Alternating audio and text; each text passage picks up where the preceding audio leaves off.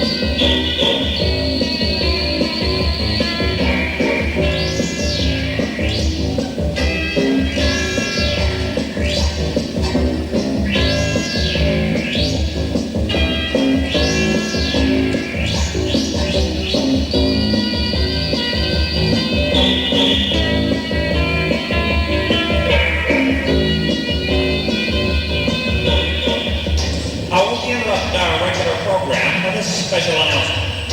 Our kilometer is reporting that a large storm has developed in the vicinity of the pit area. Any travelers who might be headed toward this distant region are encouraged to delay further plans until the storm has passed.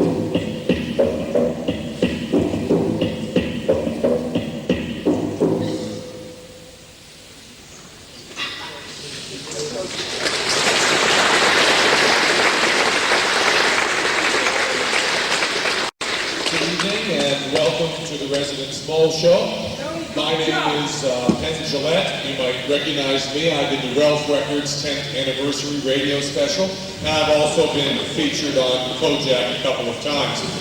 Now, I've been hired by the residents to come out here and kind of explain the show to you superficially as it goes along. I've been armed for this task with a script, which I have right here, and I've also seen all the shows and all the rehearsals today. Now, first of all, and perhaps most important, the gentlemen who are standing out here with the eyeball heads and are now standing back here behind the scrims playing all the music are the residents.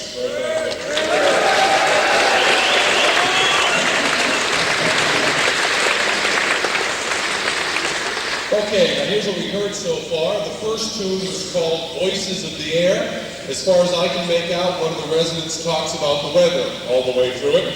It's just scene-setting exposition, not very important to the plot.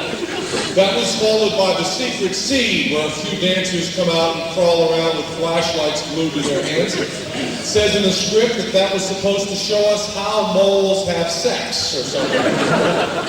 It didn't look like sex to me either, but then again, we're not moles, are we? Well, that's it for right now. I'll be right over here watching along with you, and I'll be back out where we're all lost again. Okay,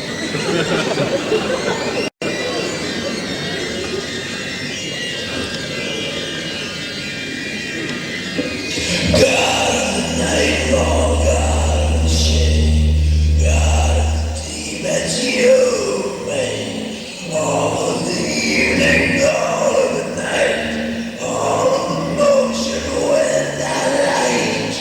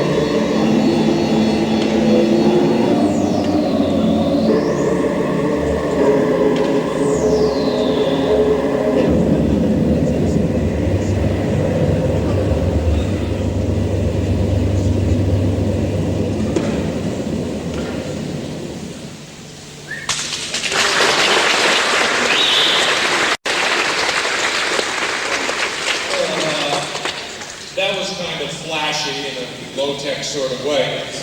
But how many of you have any idea what's going on in the plot at this point?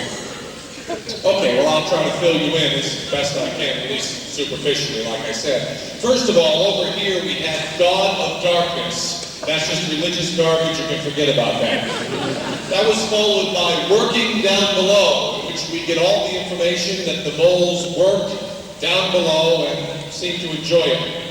That was followed by First Warning, with the lights flashing back and forth. That's just supposed to get your attention. Then they lulled you back to sleep with Return to Normality. That was the thing over here with the little Flintstones cradle going back and forth.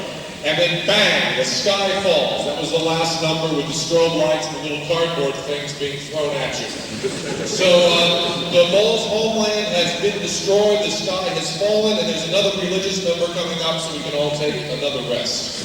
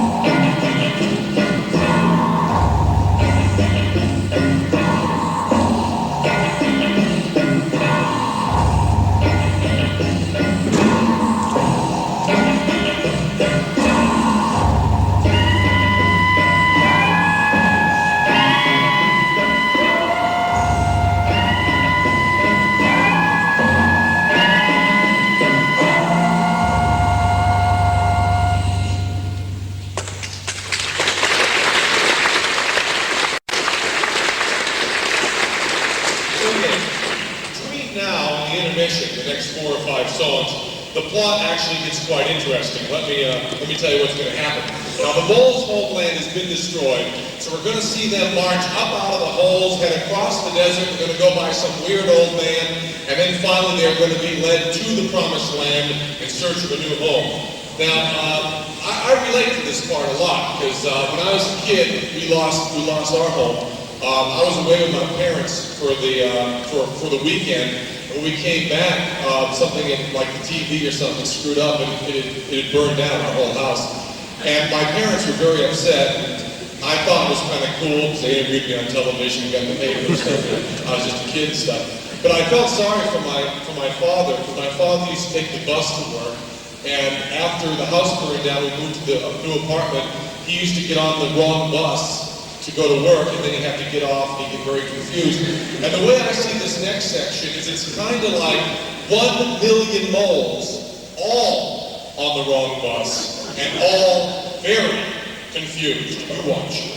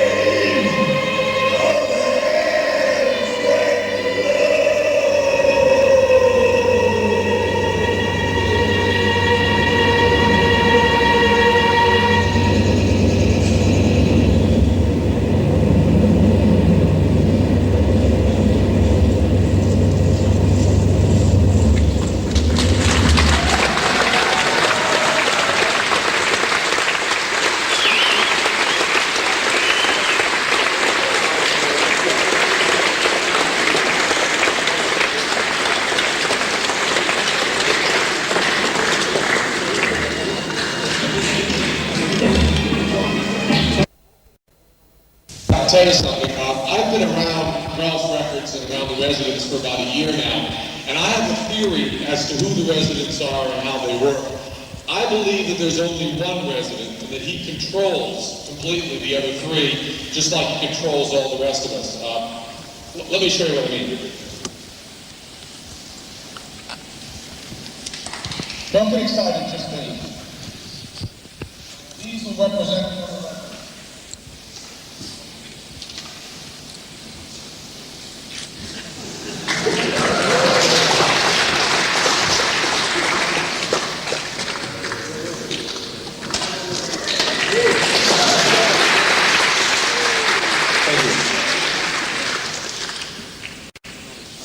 As you may have guessed, that had nothing at all to do with the residents. Actually, I just felt that I wanted to show you that I could do something besides come out here and say things you already know. And I was a juggler. I was with Ringling Brothers from 73 to 75.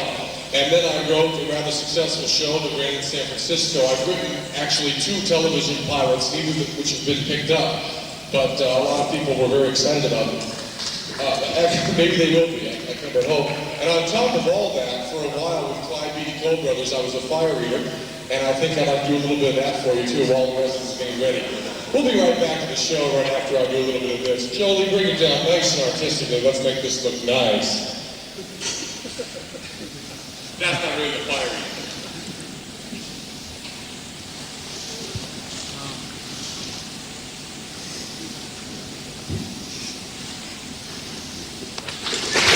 Thank you.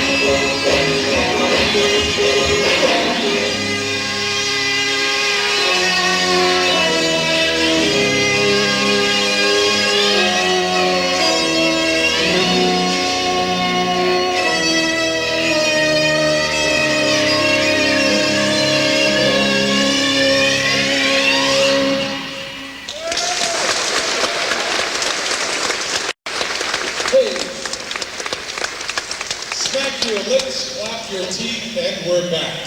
The moles have left their land, and now they're about to enter an entirely new land. And the new land looks like this. You see, there's a lot more color. And this is the land of the chubs. This little fellow right over here, that is a chub. Now the chubs are going to welcome the moles with open little chubby arms. But not because they think that the moles have had a bad break and want to help them out. They don't care at all about the moles. The reason they're going to welcome them in is they can use the cheap labor. And somehow it doesn't seem fair to me. Like I've always had this thing about fairness. I believe that fair is fair. That's just a simple rule that I go by. And in this case, you know, the moles, they had no choice. They can't be in the wrong because they had to leave. The skyfall, the strobe lights, we saw that. They had to get out of there. They were gone. And then they come to the land of the chubs. The chubs have a choice. They can either say, you know, come on in, you had a bread, we need help. Okay. Fair is not fair in this case. Sorry.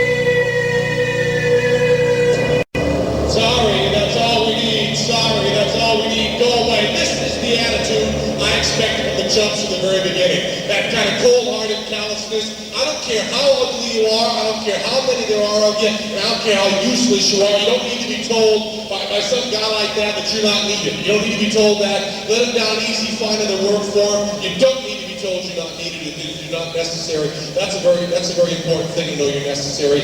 And that brings up something else. That is my part of the show. I know that it may seem to you that it's not at all necessary, and I'm essentially coming out here and just reading titles to you, and I'm not really giving very much information. I'm not really on the end of the residents, but I'll tell you why I'm here, because there is a good reason.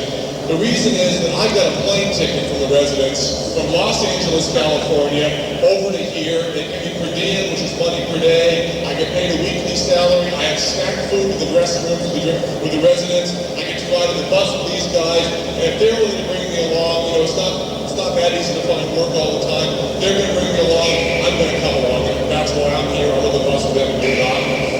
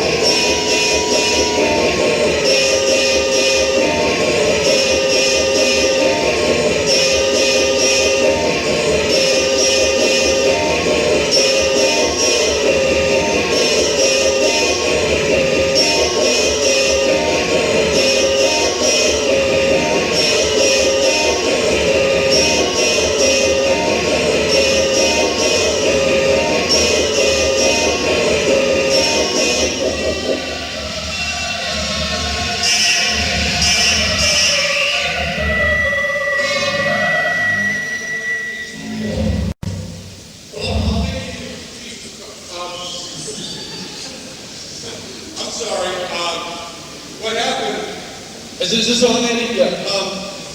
What happened is, this is the War Machine here.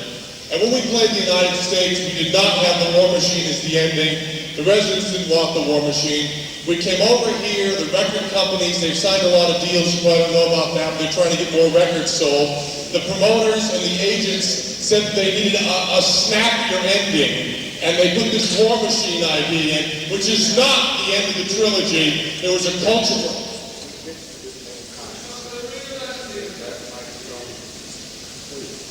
I'm just going to finish. I know we're back here backstage right now. We're back here backstage. Andy is saying to put the goddamn thing in. You want the microphone? Put up your asshole. Fuck, man. Listen, this is the kind of shit we're talking about. Get this avant-garde pop rock and roll. They can do any shit they want. Fucking War Machine ending. Really heavy ending, right? The same kind of shit they'll feed you to get your fucking money off the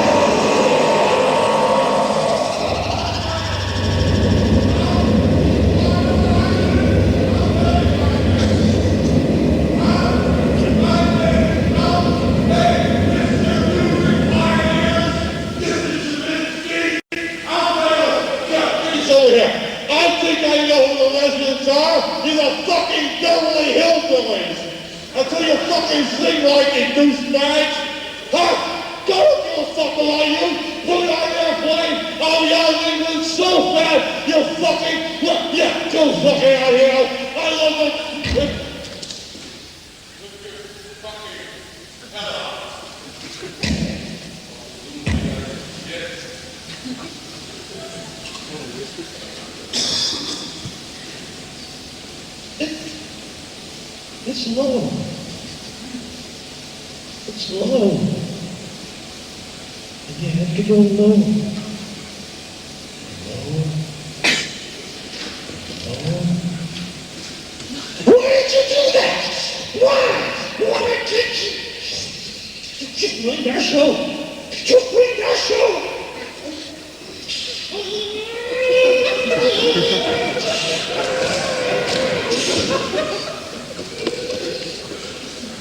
It's not the first time. It's not the first time.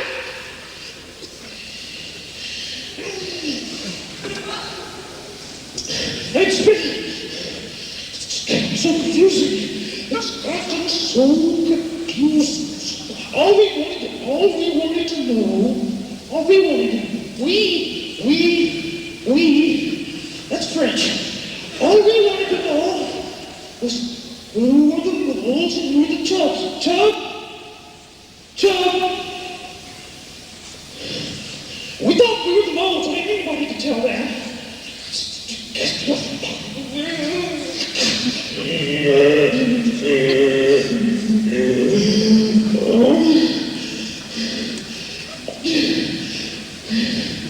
We just want somebody to be nice to us. Everybody just wants somebody to be nice to them. And you had to ruin your show.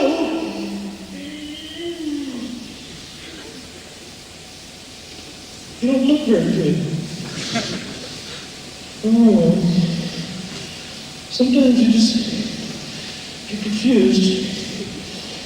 And you have to just kind of work your way out of it. Oh, I don't know. I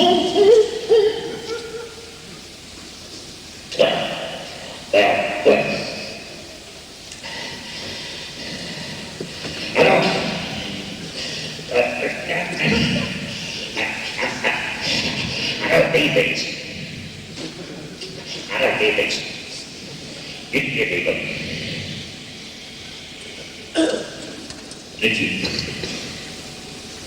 If you get yourself in trouble, you just work through it, and maybe you get a little satisfaction. Maybe. Everybody needs some satisfaction.